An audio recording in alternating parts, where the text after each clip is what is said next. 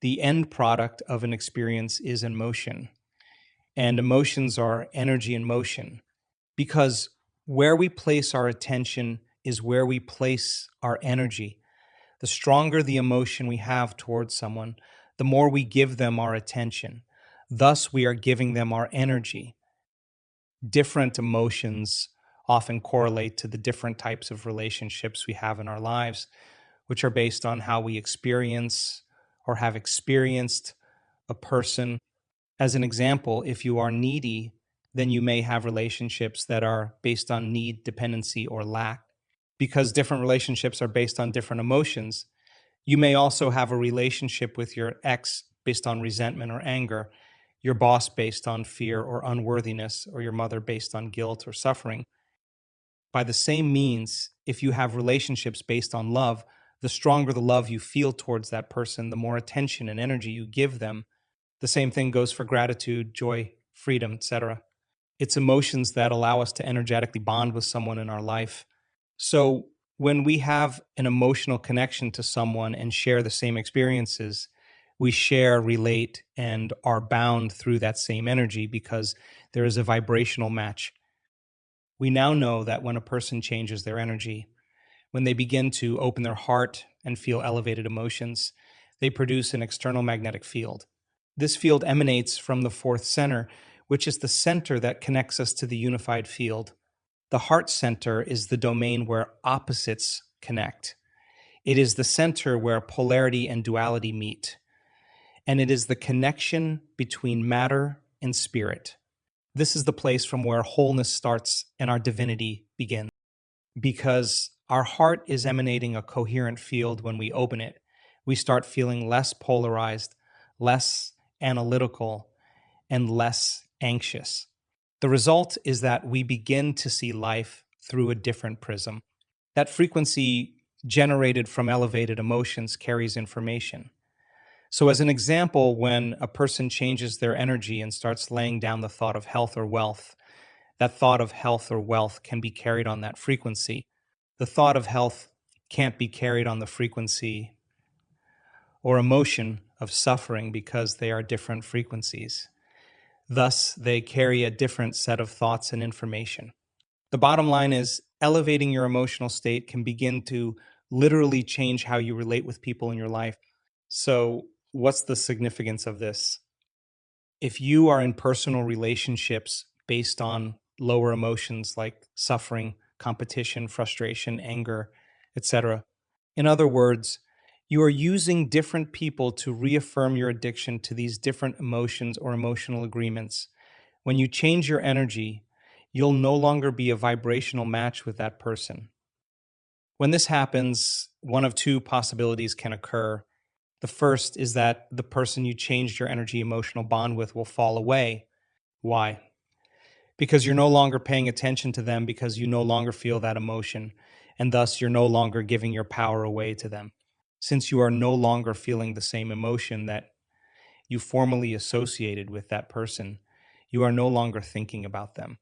When you overcome those emotions and elevate your energy, we could say that there is no longer a vibrational match with you and that person.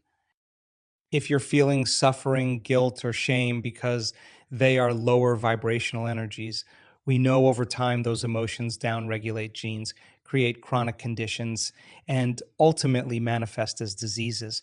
So, when a person begins to change their energetic state and broadcast a new energy into the field, is it possible that it can affect another person's autonomic nervous system? The answer is a resounding yes. How do we know? Because we've studied this countless times by taking as many as 750 people or more in a room and asking them to open their hearts to produce an external magnetic field. Imagine 750, 1,500 people in a room during an advanced week-long event emanating from their heart an ambient magnetic field of love. And as the event progresses, individual fields begin to synchronize and unionize to create a collective social coherence. When the frequencies are all organized and synchronized, if the group is in social heart coherence, and they send a thought or intention of love or healing, it begins to produce a non local effect We studied this at our events by placing 50 people wearing heart rate monitors in the front row of our workshops and asking the rest of the audience to send those people on the frequency of love thoughts like, let their bodies be healed, may their lives be enriched, allow their dreams to come true, and open the door to the mystical. What we found was that all of the people's autonomic nervous systems who were receiving those thoughts on the frequency of love were influenced. How do we know?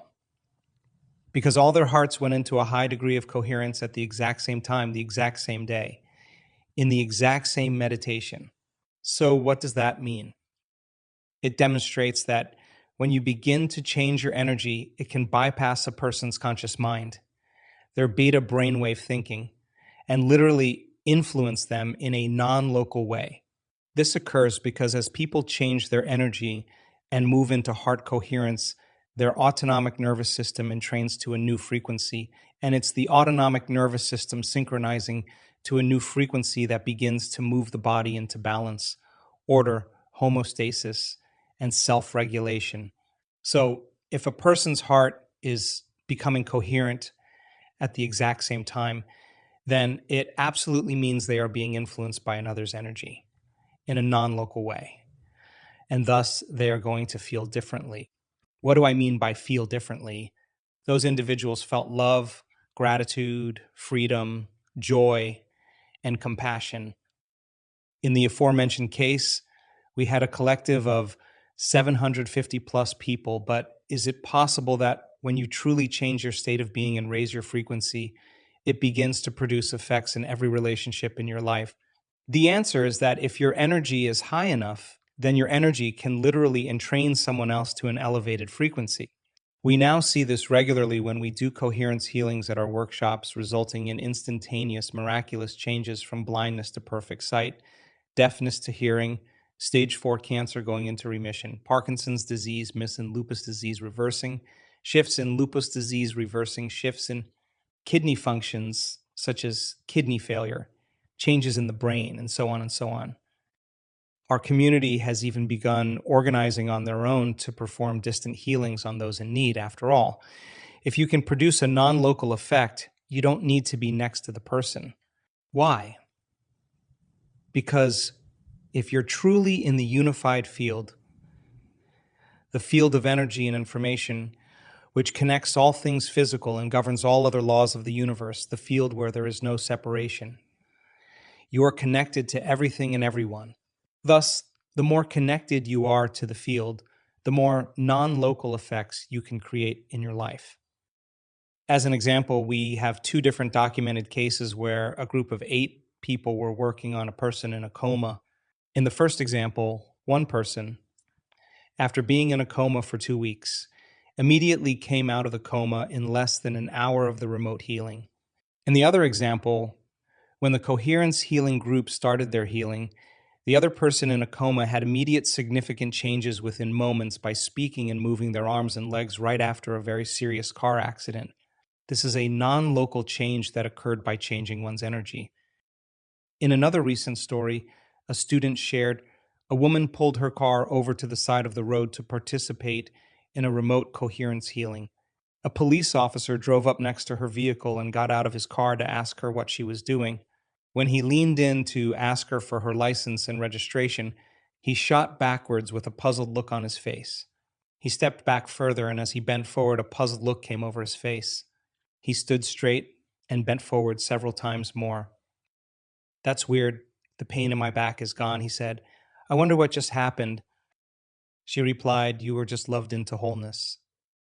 When a person begins to feel elevated emotions, their autonomic nervous system moves back into balance, and that's when they start to heal, because that's what the autonomic nervous system does. It organizes back into balance hormonal secretion, immune system functions, blood sugar levels, enzyme secretion, gene expression, etc. It also produces a series of more than 1,400 positive biological changes. This is why it's entirely possible that as you begin to change and heal yourself, you can begin to heal others. In other words, when you heal yourself, you heal others, and love heals all.